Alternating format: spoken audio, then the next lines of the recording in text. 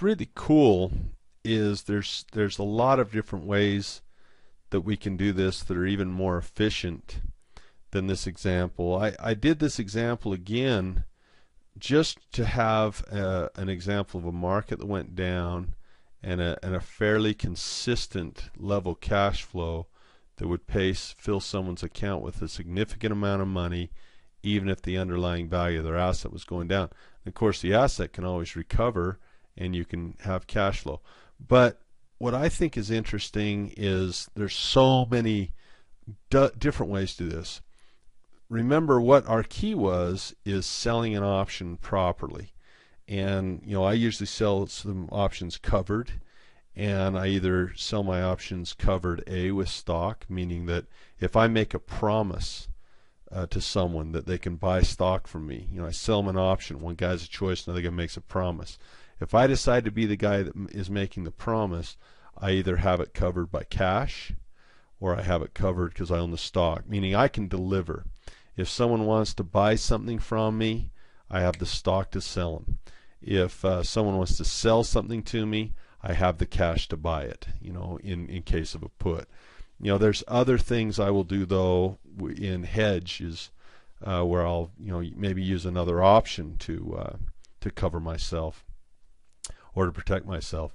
But generally I get nervous because people think, well, they're going to go out and sell calls.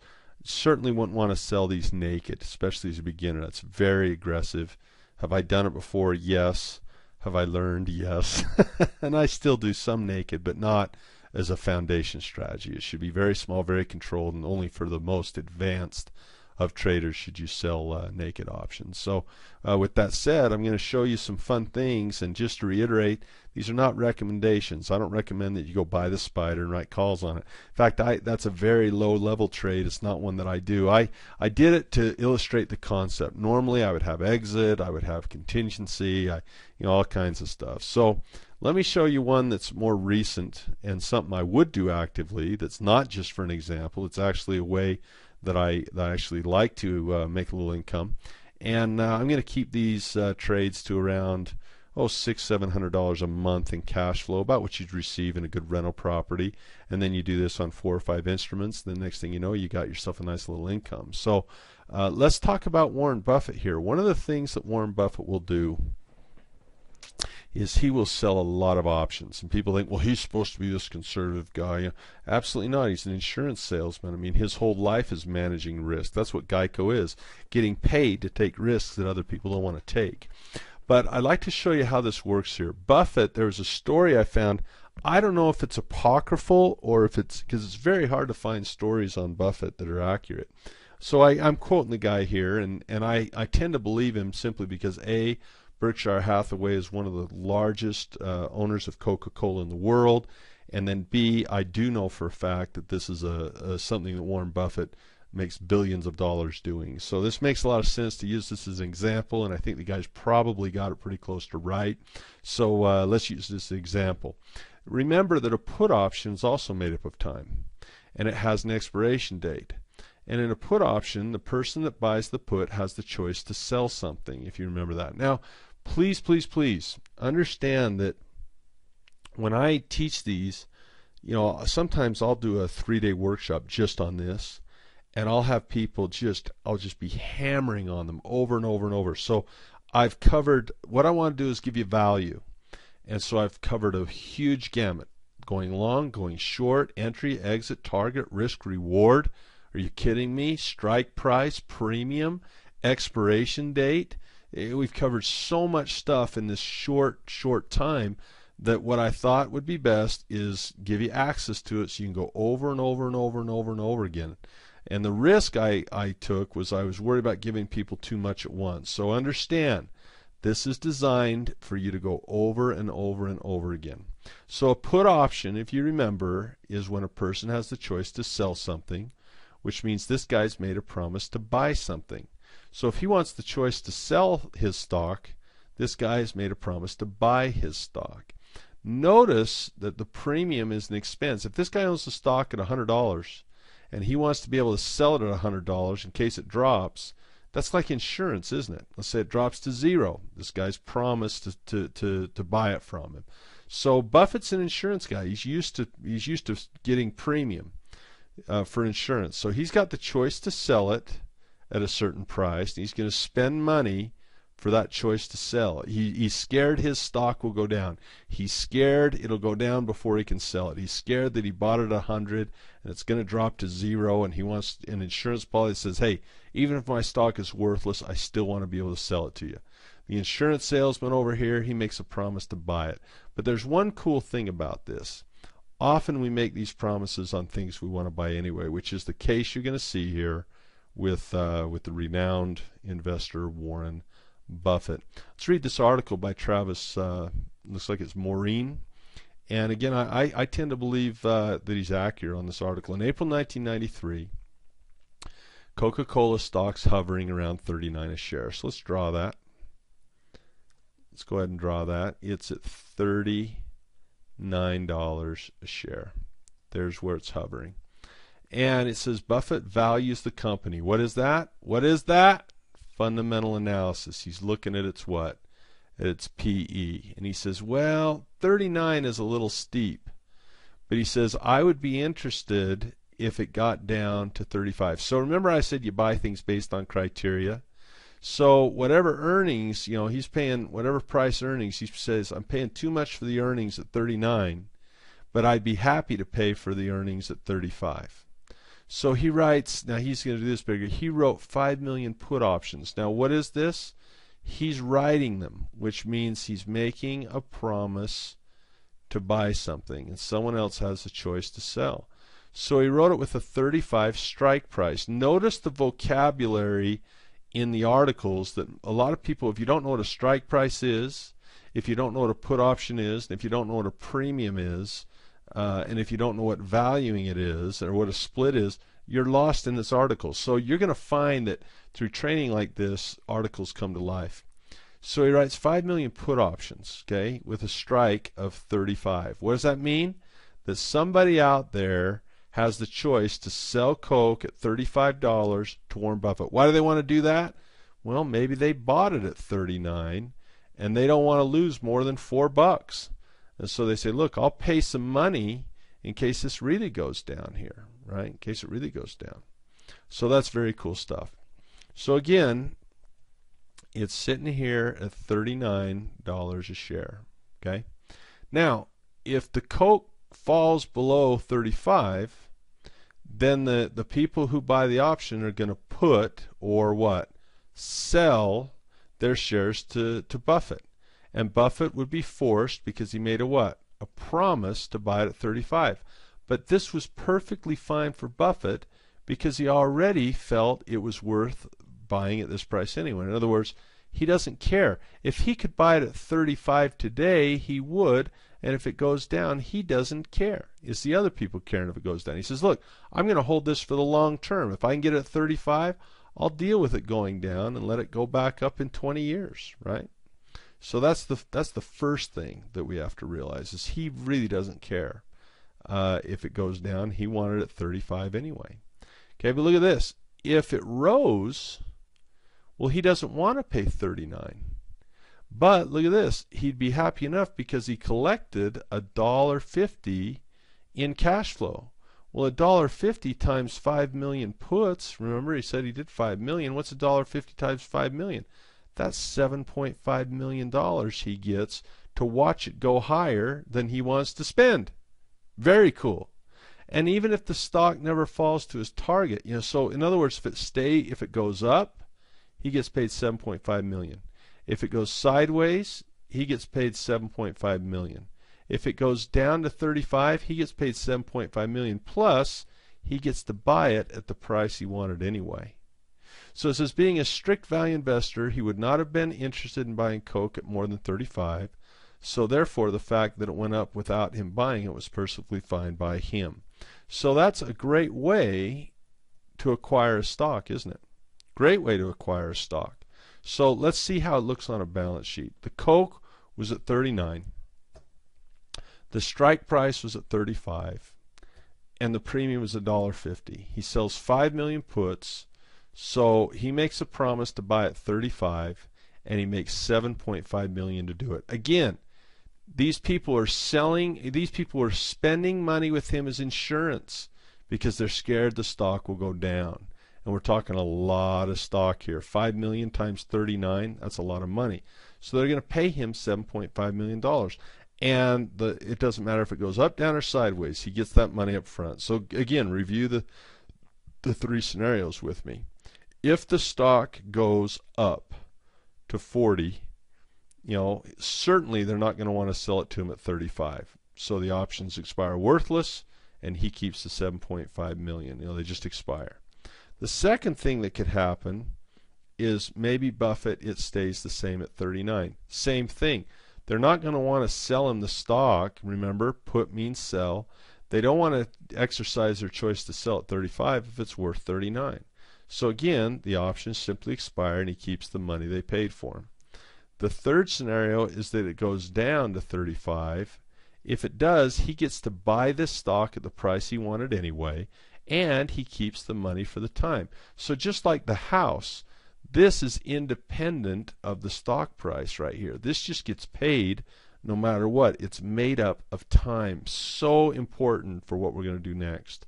So again, three scenarios. Stock goes up, option expires, Buffett keeps the 7.5 million. Stock stays the same, option expires, Buffett keeps 7.5 million. Stock goes down, the option will get exercised, Buffett keeps the 7.5 million and gets to buy the Coke at 35 like he wanted. And let's say Coke is clear down to, let's say, 32 when he buys it. Who cares? If he could have bought it that day at 35, he would have. And if it goes down to 32, what does he care? He would have bought it anyway. So there really is, this is what's amazing. Everyone says options are risky. There is no more risk to Warren Buffett selling a put option to buy this at 35 than if he'd have gone out and bought it at 35 anyway. In fact, there's less risk because he's getting paid up front some money to do it. Pretty amazing stuff right here, I think. So he wanted to buy it anyway. Three scenarios. Now, he does this all the time. The reason I'm inclined to give this guy some credit for the article, because it's hard to find stuff that Buffett does, is he does this with indexes. You'll notice that I will do this too, and I'm going to show you examples of this in the next class in risk management on a more elaborate level. But this is from the Wall Street Journal, and this is, Wall Street Journal, pretty credible. Billionaire insurance salesman Warren Buffett has been selling more derivatives lately. A derivative is another word for an option contract. Again, the vocabulary is huge here. This year, Berkshire Hathaway Incorporated, the Omaha, Nebraska holding company headed by Mr. Buffett, has collected premiums. So you got to know what the language is. This is a premium. Premium about $2.5 billion from selling insurance. And so if a person doesn't know, you'll notice that a while back here, I referred to it as insurance, didn't I? That a put option ensures that someone can sell something. So that's another popular word for it. It's been selling insurance on stock indexes and bonds in the form of derivative contracts or an agreement which guarantee, what's another word for guarantee? Promise. Guarantee payment to the buyer, which is this guy who paid him money. He's the buyer of the contract. In the event of a specific loss in the underlying entity, meaning the stock or the metal or the currency or the index, whatever the contract is for. So here you got Warren Buffett showing that he's received income or revenues of $2.5 billion for doing nothing more than promise to buy stuff he wants anyway at a cheaper price. Now, people read an article like that and it's got all this fancy vocabulary, premium, derivative contracts, indexes, guarantee payment and underlying entities and all this stuff, and everyone misses how simple this can be. The truth of the matter is you and I can do the same thing. So I'm going to show you a case study. I hesitate to show any personal stuff, so I keep it pretty small. Going to keep it pretty basic. Again, let me reiterate, this is not a recommendation for you to go out and try this. This is simply an example. What I've been doing I've actually been doing this for almost a year now on this same thing, but I don't have room to put up a year's worth of trades. So I had enough room to do with a box that large. I can do about 5 months for you. So I'll show you, instead of last year, I'll show you what I've been doing about the past 5 months now. I think you'll be impressed. So I have other business other than just selling stock. I will give speeches and do a little hard money lending from now and again, not a lot, but a little bit. I have I have other businesses. So anyway, I got someone that paid me about 40 grand. And so here I have this cash, okay, 40 grand, and it's in a bank account or in a safe or wherever it is you want to put it. And the problem with having money in a bank right now is, let's treat this like an investor. I mean, let's do a little reading. First of all, here's $41,000 in cash that I receive. Do I want to keep that money in cash, or do I want to send it somewhere else? So watch this. This is from the Wall Street Journal on August 28, 2011, just very, very recent, a couple days ago. And it says this: low rates are good and bad. Borrowers breathed a collective sigh of relief when the Federal Reserve said earlier this month that it would hold interest rates at rock bottom for the next 2 years. But the savers were far from happy. So in other words, in fundamentals, we learned that they could screw around with the interest rate or do QE. So, a couple weeks ago, they said, look, the economy's still bad. We're going to keep interest rates low to incentivize borrowers. Problem is, well, that's good for borrowers. It's kind of tough for those that are savers because interest rates are low. And, banks, if they're borrowing money, it's just tough for them to pay out. They have to have people borrowing. So it says, quote, the news was a little depressing for savers. From the American Bankers Association, quote, it means low savings rates will be par for the course for the next 2 years. In other words, having cash right now is kind of rough because there's really no interest being paid. Another thing in history, the divided Federal Reserve Board, this committee, the FMOC, Federal Open Market Committee, is divided on this decision. They said, hey, on August 9th, a couple of weeks ago, the economy's weak, the downside risk on the rise. They decide to extend the near zero short-term interest rates for 2 years. So we're locked in until 2013, pretty much, according to their word. Well, that's a real sting for savers, because it stings if you're on a fixed income, you're older, let's say, you're facing rising costs for gas, energy, food, sugar, and if you're so wary that your money disappears in the stock market, what are you going to do? You're going to sit in the bank account. That's what I was saying in fundamentals. People are sticking it in the bank, but they don't realize that there's systemic risk here and there's inflationary risk here. So he says, you're sitting on a bank account full of cash. Most bank savings rates are below 1% now.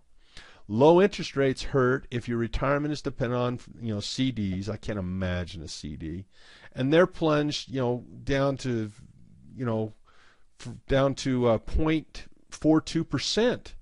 So you've gone from 2% a year, which is nothing, down to less than 0.5% a year, according to Bankrate.com. And most money market yields, get this, are 1/100th of 1%. I mean, that's unbelievably low. And those rates, you got inflation at 3.6. So the question is, do I want to leave money in cash? Here I've done some work in a business. They pay me $41,000 for this work in a business, and here it's sitting in cash. Well, I don't want to sit that there earning 0.001 when inflation is at 3. I've got to make more than 3.6 just to keep up with inflation. So what are some of the things I can do? Well, I also have concerns with the fundamental picture. We talked about the quantitative easing. We talked about the sovereign fundamentals. And remember, from technicals, I got that head and shoulders on the dollar that we saw.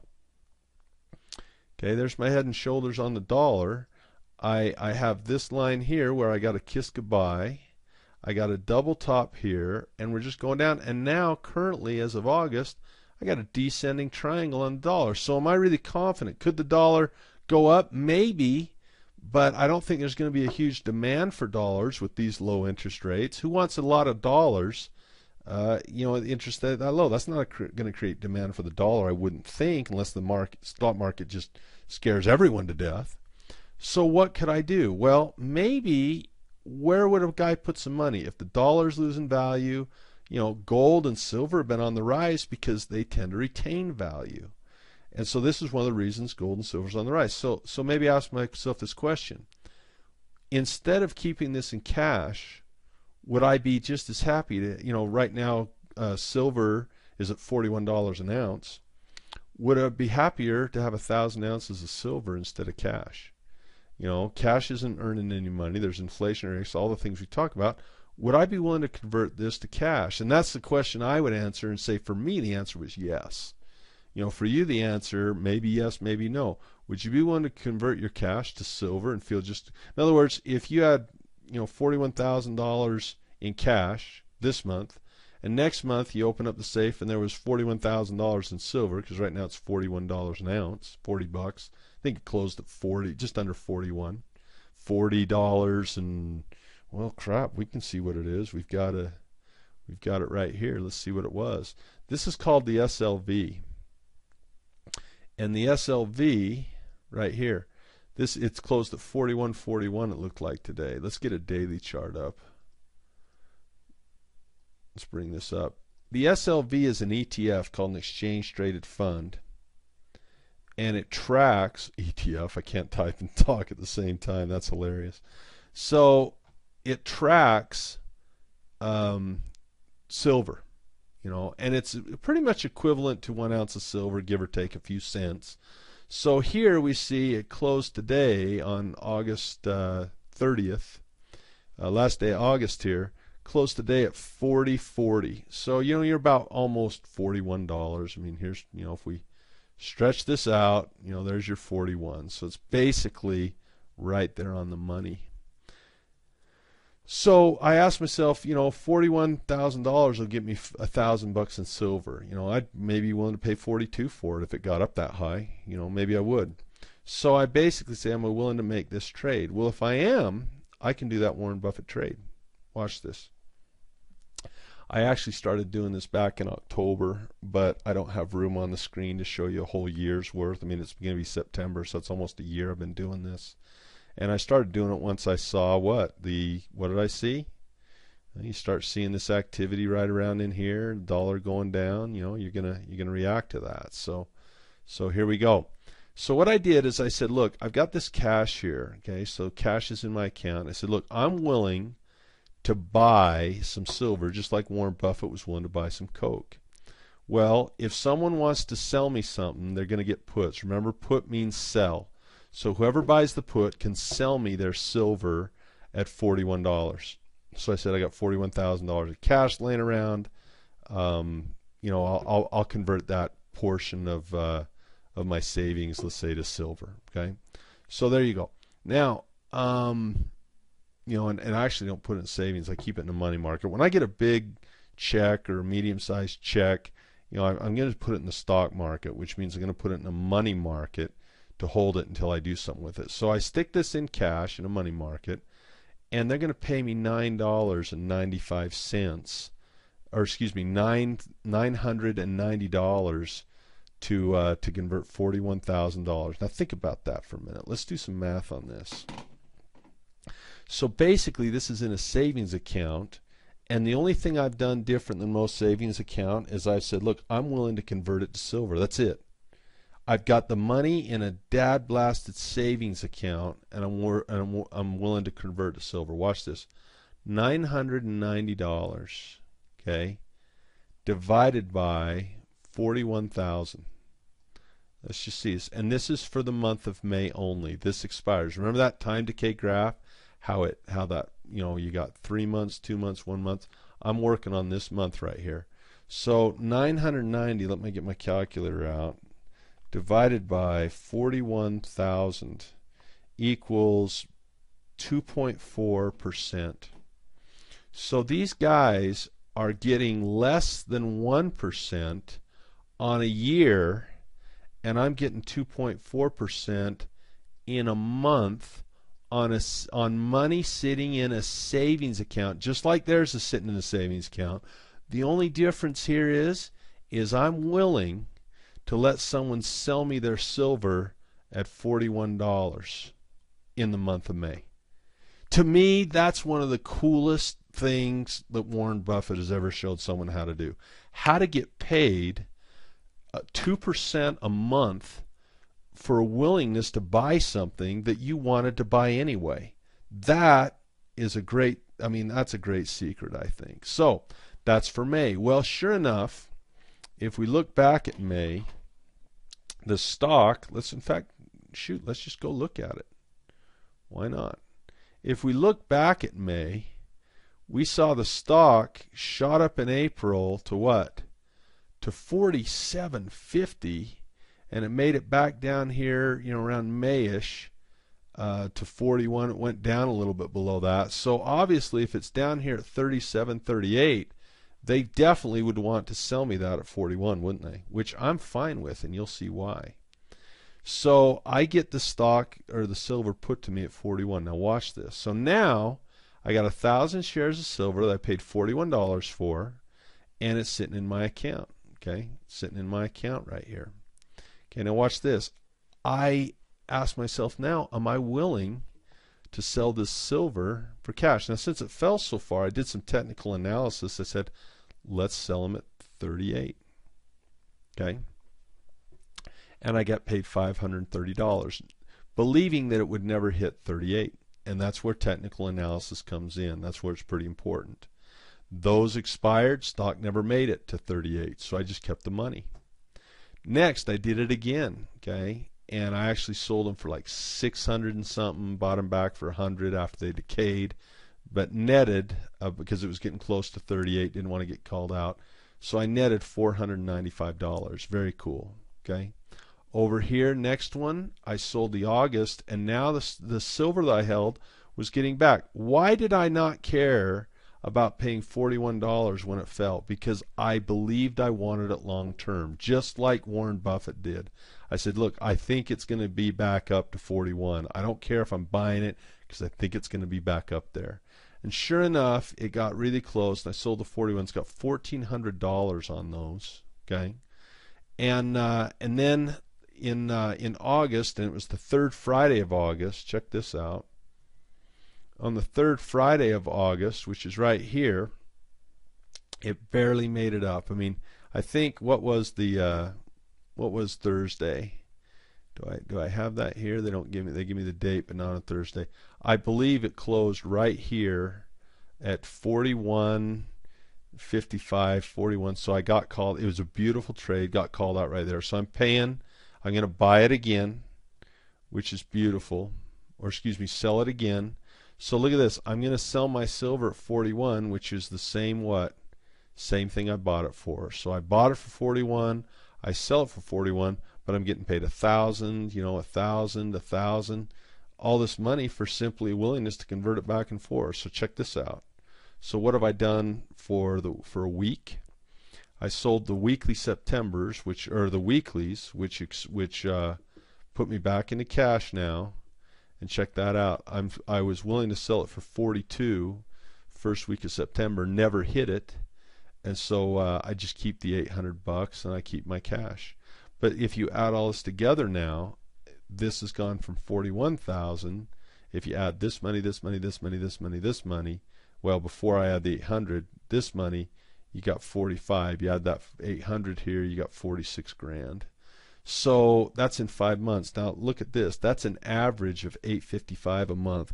What kind of car could you go out and drive right now? You go out and buy a new Camaro for that. They're about 40 grand for the convertible, you know, SS for the good one, for the fast one. They're about 42 grand. There's your Camaro payment. So instead of dropping the cash, keep your cash and let your cash pay off the car. And then in 5 years, you're not left with just a car. You got a car that's paid off, and you still got your cash, and you still got your cash flow. Okay, if you take that over 5 months, and you annualize it, and you look at this. Let's do this. $855 a month. Let's do the math on this. Get my little thing out here.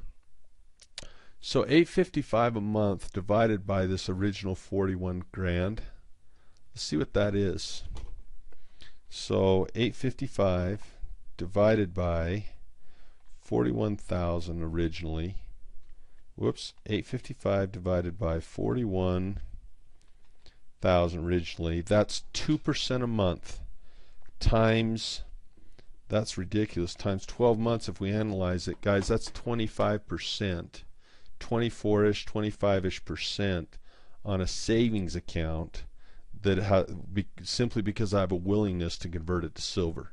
Silver has never gone bankrupt. Silver has really no corporate fundamentals, only sovereign. The dollar's weakening. The precious metals seem to be rising. I ask myself, am I willing to convert my cash? There's the next 2 years you get no interest on having cash really. So am I willing to get paid these types of premiums for willingness to convert my cash to silver? For me, the answer is yes, and that's a 24% annualized return. And it's not like I'm going out and buying some crazy growth stock company. Precious metals have risk, no question about it, but silver has never gone bankrupt. So that's an example, though, of how a small investor can go out and I have trades that I could show that are more elaborate than this. We'll save those for next time.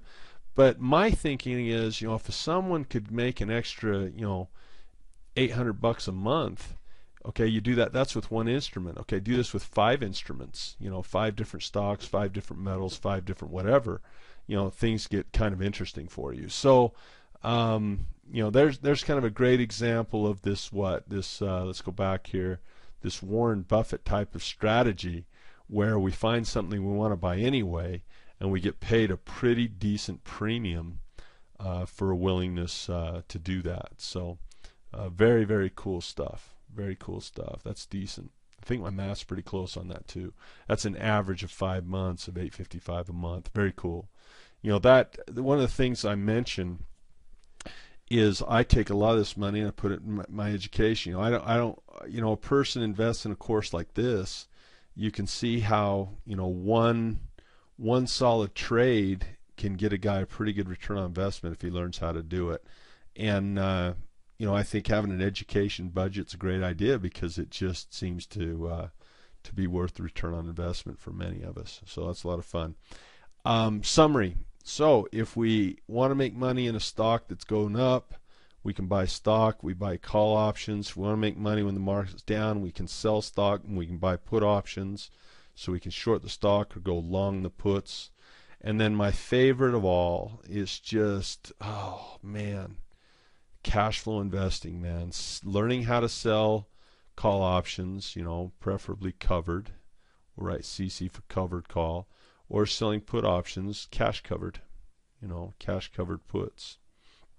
And that's one of my favorite ways to do this. In fact, there's a wheel, they call this sometimes the Wheel of Fortune. Whoops. They call this often the Wheel of Fortune because I'm simply going from cash to an asset to cash, and then of course, if in September the price goes, hits 42, I'll buy it at 42, or if it stays under 42 or thereabouts, I can buy it at 42, and off we go. It's just going to be, they call it the Wheel of Fortune because you just go back and forth, back and forth, back and forth. So very fun stuff, very cool stuff. Off we go. We are really getting close to moving from awareness to getting into phase 2 here. I hope you're excited. I hope you would like to learn how to do these things on a more detailed level, on a more advanced level. And that's really what phase 2 is about. But we have one more class here in phase 1, which is going to be risk management. And then we can begin to move on to phase 2, and I can show you how it can be done. What's cool about these, these are very short, very easy.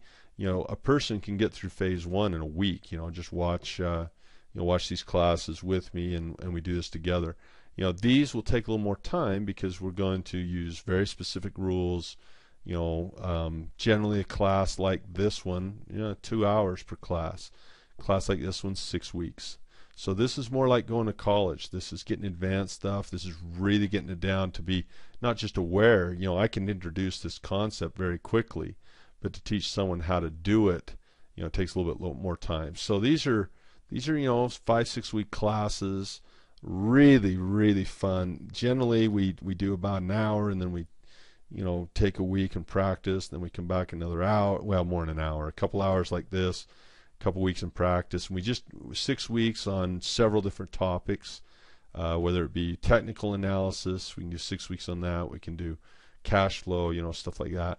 And then eventually we can move into proficiency and get mentors going and stuff like that. But anyway, let's stick with this basic stuff. We got one more class to go before we get to move on, and we'll do the basic strategies, vocabulary, and keep improving our context. Next time, risk management, baby. I hope you can see how these pillars are starting to work together. I hope you can see how now that we're 3/4 of the way through, how the fundamentals, the technicals, and the cash flow strategies have come together. A really good example of that is actually the one we just did, because this is, if we go back, let's see if I can find this. This is sovereign fundamentals that affects metals and the quantitative easing that goes in this. We have the technical analysis, the loss on the dollar. So how did I decide to harvest information? I did not. I could have shorted the dollar. I could have just bought silver and gone long. But buying silver going long, one of the problems with that is it can be kind of up and down on you. I mean, if you look at silver weekly chart here, here, a guy makes it, then he loses it, and he makes it, then he loses it. And the thing about rent is you never lose it. I mean, a guy buys here and then he's right back where he started. Goes up here, right where he started. Up here, who knows that we won't be right back where he started. But where a guy that's why I love cash flow, is here, the cash flow is based on the movement of time and not the movement of stock. You notice I'm buying and selling this stock pretty much in the same areas.